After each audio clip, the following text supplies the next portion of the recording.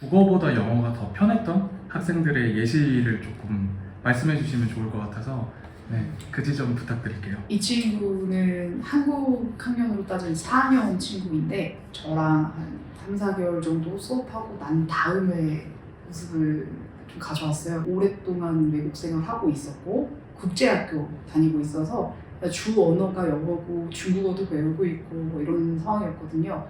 똑똑한 친구인데 사실 국어 능력으로만 따지면 처음에는 약간 어머니도 걱정을 하셨고 저도 좀 많이 지도가 필요하겠다라고 느낀 상태로 왔었어요. 어휘가 아주 나쁘지는 않아요. 보시면 계속 한국어로 책을 읽히고 계셨거든요. 한국어로 책을 읽었을 때 자기가 어느 정도의 단어 수준은 계속 유지가 된다는 걸 볼 수 있었던 친구기도 해요. 이 친구랑은 일단 첫 번째로는 일부러 대화를 되게 많이 했었고요. 그러니까 표현하고 싶은 마음을 자극을 계속 해줘야 된다고 생각해서 그 부분을 제일 많이 신경을 썼고, 그 다음에는 자기 학년 그냥 일반적인 한국에서 4학년들이 읽는 책 그런 걸 계속 함께 읽었어요. 여기 보면은 창고에서는 모든 무기들을 넣어놓을 거예요. 이 생각을 하고 있지만 어휘나 맞춤법들이 적합하지가 않은 거죠.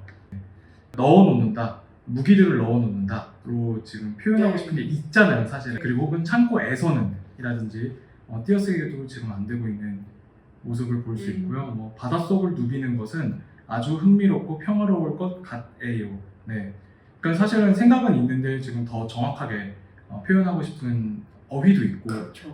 그런데 선생님이 말씀해 주신 것처럼 생각이 어느 정도의 구조도 있고 심도가 있는 게 왜냐하면이라고 하는 논리적인 연결성을 사용하고 있잖아요. 왜냐하면 다음에 재밌다, 왜냐하면 재밌게 듣는다, 약간 이런 재밌다는 외의 표현법을 많이 몰랐던 상황 같아요. 그렇죠. 굉장히 결이 다른 다양한 어휘들이 있는데 그것들을 사용하지 못하는 모습을 볼 수 있습니다.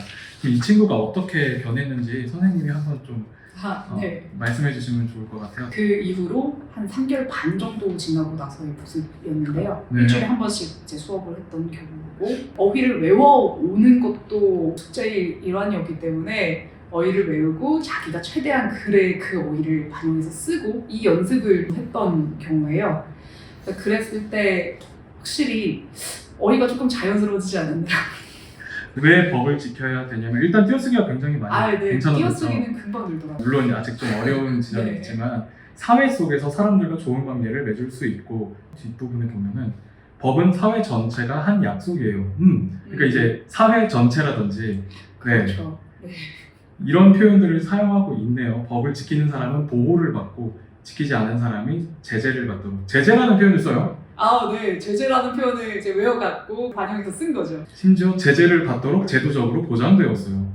왜 법이 중요하냐면 정의롭게 판단을 할 수 있어서 그래요. 실질적인 개념어를 굉장히 많이 사용하고 있고, 이게 법에 대한 법에 대한 재개보고 왔던 거예요. 그 책에서 봤던 것들을 자기가 응용해서 쓴 것도 있었겠죠. 특정한 문제에 관해서 다룰 때, 그러니까 왜 우리는 법을 지켜야 할까요? 라는 문제에 대해서 자신의 생각을 설명할 때는 개념어를 사용할 수밖에 없잖아요. 그렇죠. 그런데 이 개념을 적합하게 사용하는 측면이 확실히 좀 엿보이네요. 3개월에 이렇게 바뀌네요. 알겠습니다. 마지막으로 이 지점 하나만 좀 여쭤보고 싶은데요. 중등 같은 경우에는 애들이 기본적으로 독서의 재미? 독서의 재미를 느끼지 않는 경우가 되게 많아요. 그래서 억지로 좀 읽게 만드는 거거든요. 제가 맨날 물어보는 게 재밌지? 재밌지? 그러면 애들이 재미 강요한다고 저한테 재미 전체주의자라고 맨날 그러거든요. 근데 사실 그래서 저는 개인적으로 초등학교 때 독서의 재미만 깨달을 수 있다면 앞으로 이 친구들이 입시라든지 또 논술 역량 자체에서 반 이상은 성공하지 않을까? 이렇게 생각하거든요. 근데 이게 참 쉽지 않잖아요. 재밌게 만드는 게. 어떻게 해야지 좀 아이들이 독서를 좋아할 수 있을까요? 독서를 좋아한다라는 질문에 대해서 저도 생각을 해봤었는데, 요즘 아이들은요, 지금 가장 큰 장벽이 하나 있잖아요. 유튜브라고.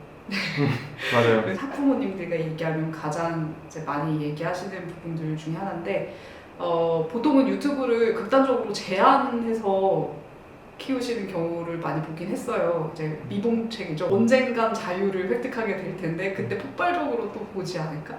이런 의구심 속에서 계속 그렇게 지내고 있는 상황이 되는데 그래서 저는 지금 유튜브하고 독서 중에 독서를 조금이라도 더 선택할 수 있도록 해주는 게 저희 임무 중에 하나라고 생각합니다. 이 게임에서 이기려면 딴 게 아니고 능동성, 수동성이라는 이야기가 필요한 것 같아요. 유튜브는 굉장히 사람을 수동적으로 만들 수 있는 매체잖아요. 그리고 책은 저희가 같이 수업을 하면서 이야기를 하면서 그 어휘를 또 습득하고 그 내용을 통해서 친구들이랑 토론을 하고 그러면서 나한테 말에 힘이 생긴다는 걸 느끼고 이런 과정을 통해서 굉장히 능동적으로 볼 수 있는 그런 매체라고 생각해요. 그런 것들을 아이들이 스스로 깨닫게 해주는 게 저는 핵심이라고 생각하거든요. 토론했을 때 너의 힘이 얼마나 상승하는지를 봐. 다른 친구들이 얼마나 더 설득됐는지를 봐. 그리고 너가 얼마나 네가 스스로 갖고 있는 문제를 이 고민을 통해서 이 책을 통해서 해결했는지를 봐. 그래서 계속 초등과정에서는 내가 찾은 어설픈 답 이런 게 맞는 길일 수도 있다는 것도 계속 얘기를 해주는데요. 그 이유도 결국은 내가 답을 찾을 수 있어 라는 희망을 좀 더 많이 주려고요. 이런 것들을 아이들이 계속 알 수 있게 해주는 그런 교육을 저도 하려고 하고 있습니다. 네, 선생님 감사해요. 그러면은 인사할까요? 네. 감사합니다. 지금까지 봐주신 분들에게 감사드리고요. 저는 학생들에게 항상 정말 재밌는 사람이 되고 싶어요. 저의 꿈이고 목표예요. 저도 아마 선생님도 그러시죠? 네. 아니요, 저는 학습이 더 중요하다고 생각해요. 지금까지 정승현 선생님이셨습니다. 감사합니다.